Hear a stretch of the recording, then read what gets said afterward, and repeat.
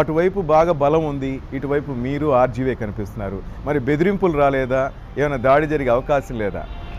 దాడులకి నేను లక్ష్మీపార్వతి ఎప్పుడైనా భయపడిందా? ఆర్జీవి ఎప్పుడైనా భయపడ్డారా? లేదు కదా.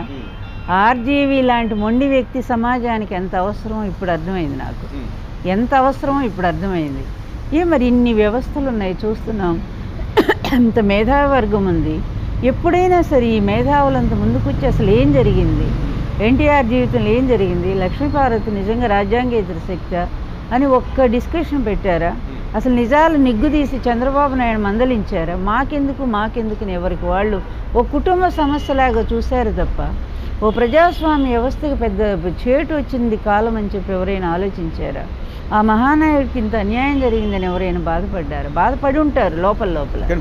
అట్లాగే మీడియా ఉంది. ఈ మీడియా కూడా వస్తారు, ఒక ఇంటర్వ్యూ తీసుకుంటారు, వెళ్తారు. కానీ స్పష్టంగా మీ అభిప్రాయం మీద ఏ మీడియా అయినా స్పష్టంగా చెప్పగలిగిందా ఎన్టీఆర్కి దారుణమైన మోసం జరిగిందని? కానీ చెప్పరు. ఎందుకంటే ఎవరి అవకాశవాదం వాళ్ళది. అందువల్ల ఇట్లాంటి వ్యవస్థలో ఎవ్వరూ తోడు లేనటువంటి ఈ వ్యవస్థలో నేను ఒక్కదాన్ని 23 సంవత్సరాలుగా నిలబడి మాట్లాడుతూ ఒకే గొంతు నాది. ఈరోజు మొండాడు, తిక్కోడు, లేకపోతే అసలు అతను ఎన్ని రకాల కామెంట్స్ ఉన్నాయో. బాలకృష్ణకి సరైన మొగుడు ఆర్జీవి అనే కామెంట్ ఎంత పర్సన్ మీద ఎన్ని రకాలైనటువంటి బ్యాడ్ కామెంట్స్ ఉన్నాయో అన్నీ ఆర్జీవి మీద ఉన్నాయి.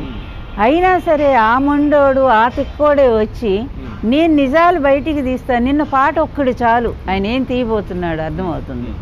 అంత మంచి ఆ సినిమా ఏంటనేది మనకు అవుట్లైన్ అర్థమైపోయింది నాకు. దీనిలో ఆ పాటలో చూపించాడు కనుక నాకు ఇంకా ధైర్యం వచ్చింది. అందువల్ల నన్ను అసలు అడగాల్సిన అవసరం ఏముందని నేను అనుకున్నాను. ఇప్పటి వరకు అయితే నమ్ముతున్నాను నేను ఇంకా.